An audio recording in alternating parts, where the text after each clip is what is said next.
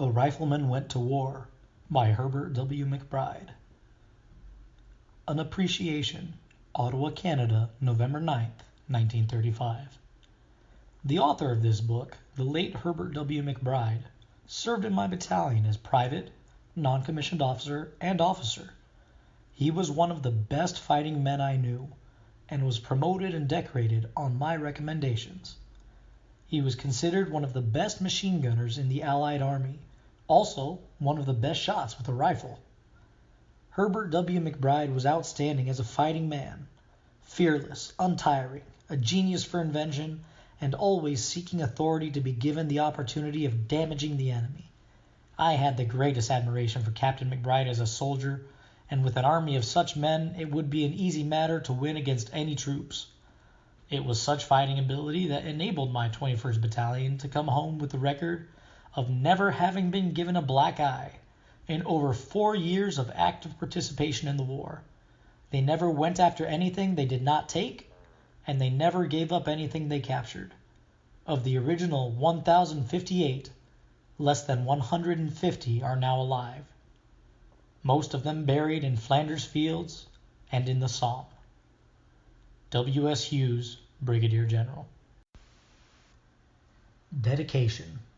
This book is dedicated to all those members of the original 21st Battalion, Canadian Expeditionary Force, who served in the machine gun section during the time I had the honor to belong to that unit. The following list, made from memory in such meager records as I possess, may possibly omit some of them. If so, I tender my most sincere apologies. I would not intentionally slight any member of that gallant section.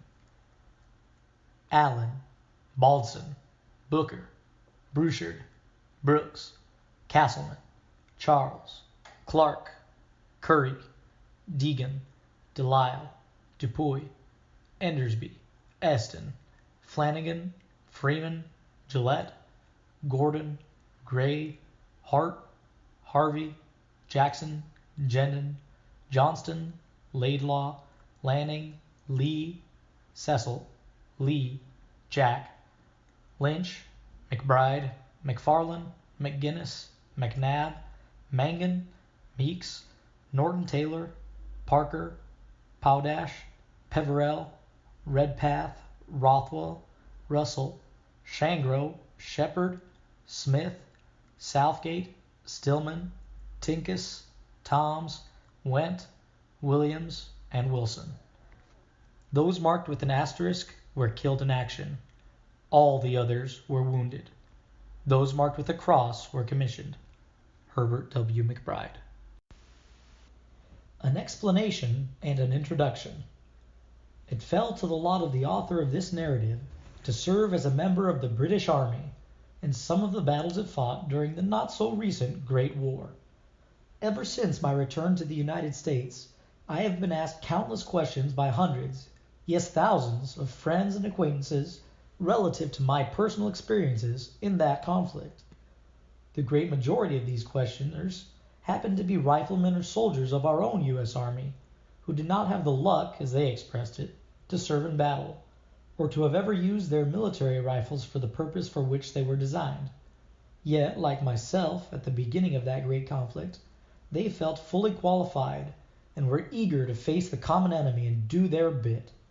Moreover, like any qualified workman, they had the true craftsman's intense interest in any and all questions of work, tools, or technique relating to even the most minute phase of their chosen profession, riflecraft. It is for the edification of individuals such as these that I have been persuaded to write these pages. In doing so, I have purposely avoided the fields of strategy, applied tactics, military movements, and yes, even history, because, strange to say, nobody asked me anything about these general subjects of war.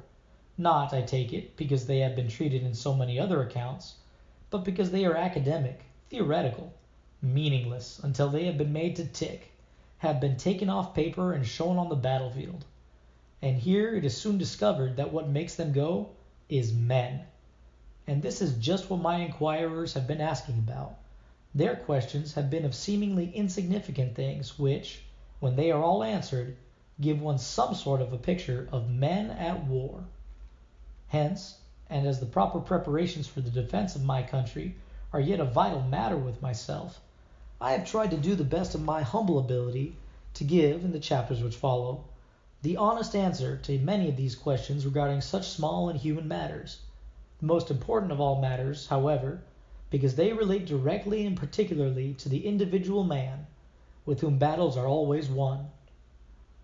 In describing these incidents and experiences, and in making the observations given, I have carefully tried to stick to the straight and narrow path of truth, and tell the story as things really happened, with fictitious sob stuff and dramatics left out.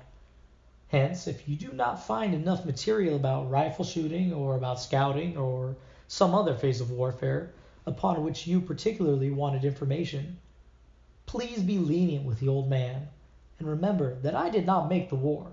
I did only my own little bit in it, and must tell of the things which actually did happen, and just how they happened. This I have done, and this only.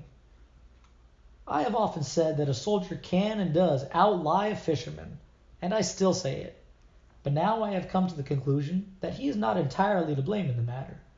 The truth is that the public, his public, demands it. The average citizen, man, woman, or child, has such peculiar notions as to actual modern battle conditions that it is impossible to make them understand anything beyond the fact that it is a fight, and fighting, as they visualize it, means a stand-up and knock-down, hand-to-hand struggle. They think that because a man was in the army in France and took part in some of the great battles, the Argonne, for instance, that he must have shot, bayoneted, or otherwise killed off innumerable Germans, and are inclined to doubt the veracity of any honest-minded soul who tries to tell them a true and straightforward story of events as they really happened. They just cannot understand that, out of the million or so of soldiers who actually did their bit in that great offensive, probably not 10% ever saw a German until he came back through the lines a prisoner. The soldier, or ex-soldier, soon learns this, and to relieve himself of the necessity of long and tedious explanations, he simply starts in to invent a lot of blood-curdling, spectacular tales, whereupon everybody is satisfied. Man believes what he wants to believe, and that is the kind of stuff they want to hear. It coincides with their already formed ideas of what a battle ought to be like. The same thing applies to the popular war stories and pictures. In cases where these stories and pictures are from the pens of men who actually served as soldiers, the authors know full well that they are ridiculously exaggerated and distorted.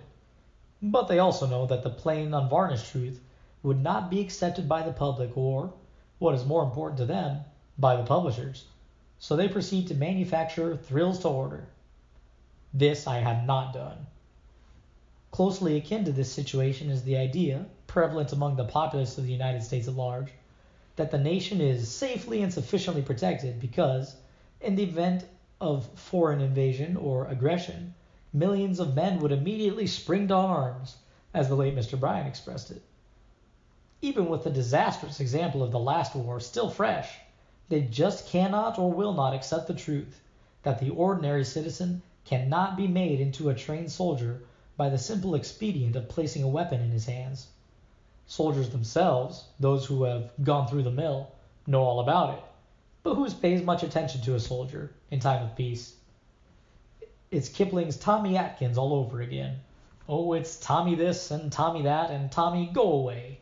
But it's thank you, Mr. Atkins, when the band begins to play. Probably no other single thing in the soldiering game is so little understood as rifle shooting.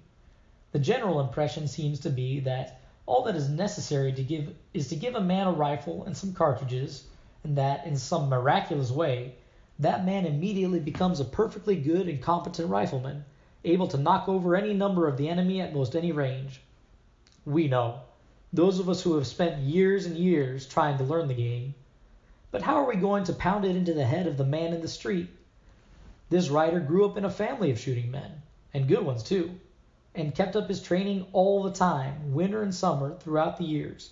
Yet he was well past 30 before he really learned much about real, honest-to-goodness, military rifle shooting. And it took a long period of intensive training, under the best of instructors and in the stiffest of competitions, before he felt that he was really entitled to be called a rifleman. The above is written as a partial answer to numerous queries received from correspondents all over the country as to whether I thought all the training and range firing and the annual competitions at Camp Perry were worthwhile. The answer most emphatically is yes. Not only worthwhile, they are absolutely essential for the proper training of military riflemen.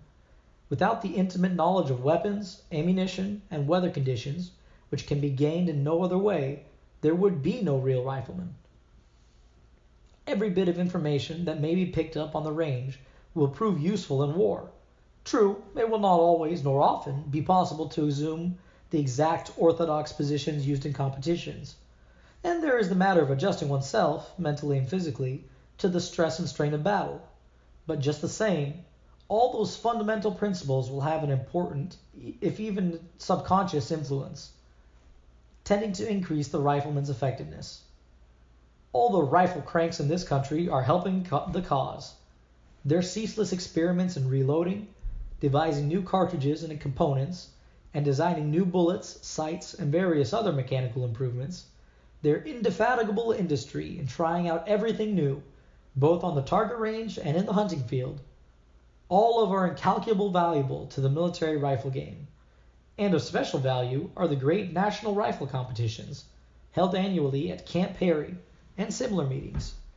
Without such men doing these things, and particularly without the continuous efforts of their splendid organization, the National Rifle Association, we would soon find ourselves far behind in the big parade of progressive nations insofar as military preparedness is concerned.